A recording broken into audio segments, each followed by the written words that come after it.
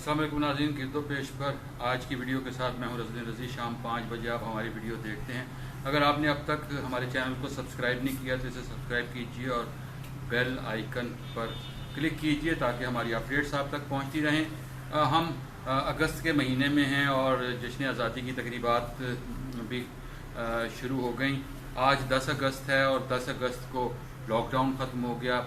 Lockdown ख़त्म होने का ऐलान होने के बाद अमली तौर पर लोगों ने उसी रोज़ लॉकडाउन ख़त्म कर दिया था 10 अगस्त को।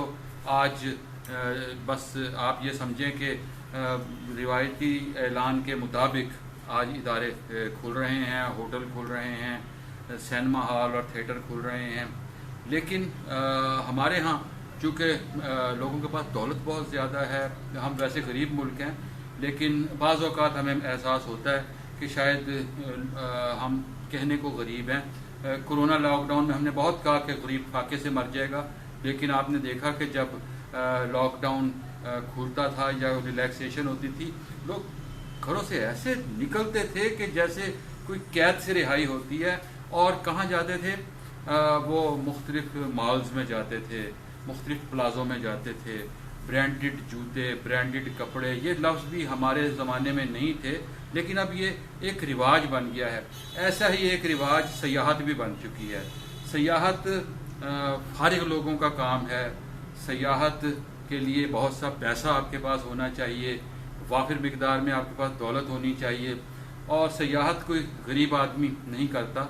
लेकिन अब ये देखा कि जब ब्रांड फैशन बन जाते हैं और आपने 1 साल बाद तब्दील करने वाला या 2 साल बाद तब्दील होने वाला, आपने अगर जूता भी कोई 10-15 हज़ार या 20 हज़ार का पहनना है, बल्कि अब तो बात हज़ारों से भी ऊपर चली गई हुई है, तो फिर आप असल में नमूदो नुमाइश के कायल होते जा रहे हैं।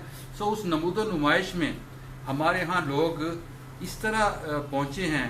आज हम देख रहे थे 2.5 लाख अफराद पहुँच गए मरी में और गलियात में, और वहाँ से जो तस्वीरें आ रही हैं, वहाँ ट्रैफिक जैम हो चुकी है, होटल भर चुके हैं, और इतनी बड़ी तादाद में वहाँ धुआं है, आलूदगी है।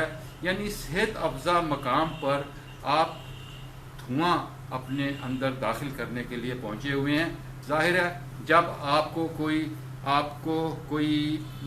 एक कहते हैं ना भेड़ चाल होगी, जब भेड़ चाल होगी तो भाई अगर आप इस मर्तबा सैर करने नहीं जा रहे थे, या अगर इस मर्तबा कोरोना की वजह से आप अपने घरों से नहीं निकल सके, तो भाई 14 अगस्त मनाने के लिए और ये छुट्टियां मनाने के लिए और लॉकडाउन का खात्मा एंजॉय करने के लिए, वैसे तो उस लॉकडाउन के दौरान भी वहाँ हुजूम रहा और वहाँ कोई किसी को नहीं रोकता था, लोग पहुँचे हुए थे।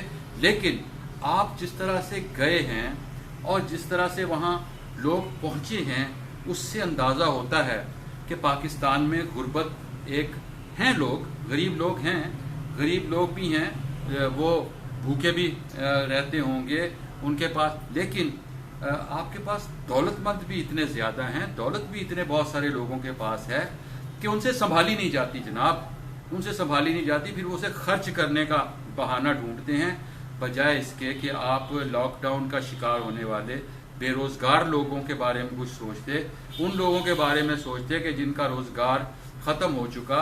और वो बहुत सारे हमारे दोस्त ऐसे हैं जो बेरोज़गार हो चुके हैं, अपने घरों में बैठे हैं। सहाफ़त से वाबस्ता बहुत से लोग हैं, हम उनकी कहानियाँ सुनते हैं, वो अपने घरों में बैठे हैं, उनके लिए 2 वक्त की रोटी भी इस वक्त मुयस्सर नहीं है।